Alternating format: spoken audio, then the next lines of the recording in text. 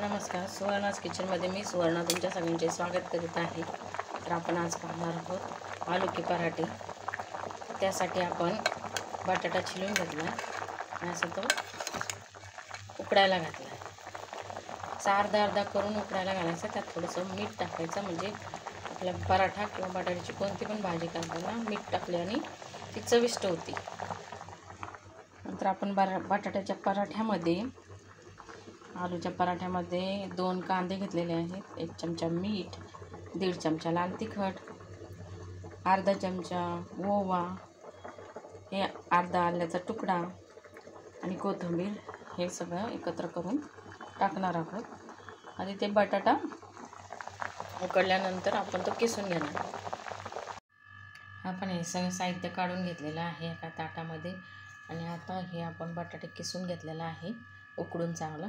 आता हे सगळं आपण एकत्र करणार आणि फिलिंग्स बनवणार, पराठ्याची फिलिंग्स बनवायची। अशा प्रकारे आपण ही फिलिंग्स सगळं एकत्र करून घेतलेलं आहे। असं आपण आता घट्टसर पीठ मळायचं आहे, जास्त नाही। त्याच्यावर तूप टाकायचं आहे। हे चांगलं मऊ असं मळून घ्यायचं आहे, सगळं एकत्र करून घ्यायचं।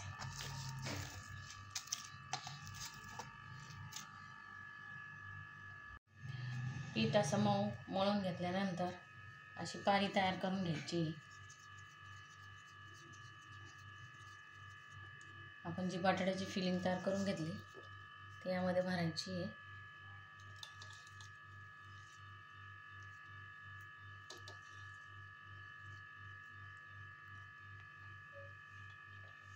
आणि पारी बंद करून घ्यायची।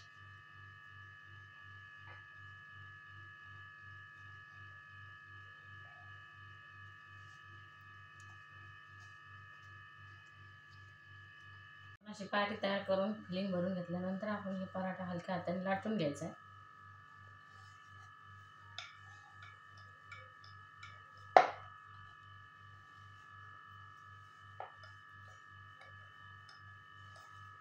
आणि हातावर भाजून घ्यायचं। अशा प्रकारे आपला आलूचा पराठा तयार झालेला आहे। त्याला तूप लावून चांगला खरपूस असं भाजून घ्यायचं आहे। अशा प्रकारे आपली पराठ्याची रेसिपी तयार झालेली आहे। तो पराठा आपण दह्याबरोबर किंवा सॉसबरोबर खाऊ शकतो।